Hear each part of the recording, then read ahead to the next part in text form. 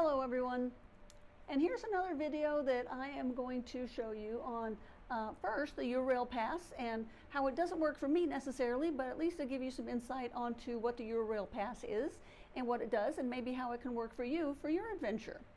And then I'm going to show you a few things about how I researched the train website system and how I design and think about how I want to travel in and around the smallest cities and towns and hilltop villages in and around Florence. Hope you enjoy.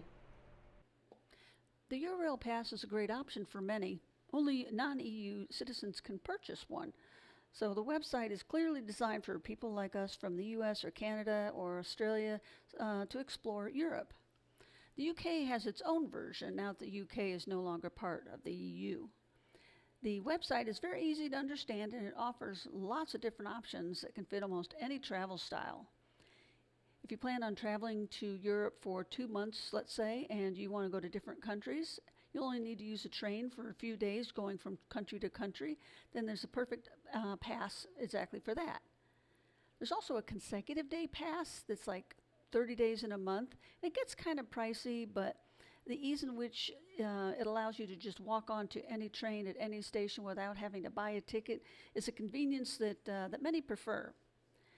Now, certain countries have their own passes. For example, Italy has one, but as you can see, they only offer a pass for a certain number of days over a certain period of time.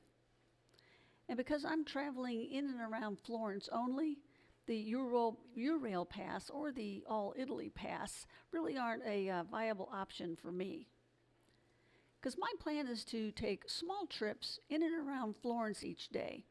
And these trips will usually only cost me about 10 euros. So I'll probably end up spending about 20 euros a day traveling in and around Florence and all these small little hilltop towns. And so I don't think a Eurail Pass is right for me. Because I'm not relying on a tour company to tell me what cities I'm going to go to, I'm using the Italian train station website and Google Maps, to be honest, to help me find some of the cute and quaint cities to explore. Now, the train websites will show you the train route and what cities the train stops at, how long the ride is, and what the cost is. And this is where I start. Then I further my research using Google Maps, of all things, and other sites to see what that city might have to offer. And then I'll go into further detail in my next video. With Florence as my hub, I can easily jump to Venice in 2 hours, Milan in 2 hours.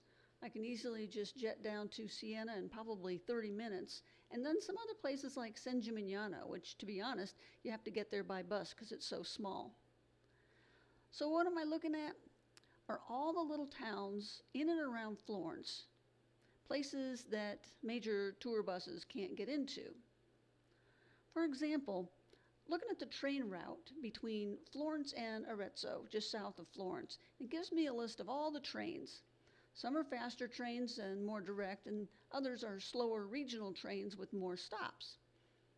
Then I dig deeper into those trains that'll hopefully show me all the cities that train stops at on its way. And this is where it gets fun.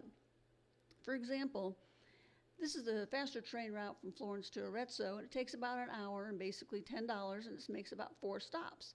Or you can take the slower train, which takes about an hour and a half at the same price, but it takes about 10 stops. Any of which of these stops can be a cute little town to stop at and wander around and have lunch. And then I did the same thing for the train route that goes from Florence to Pisa. And it's a train that takes about 1 hour and makes 4 stops, or the slower train that's a regional train that makes about 15 or so stops.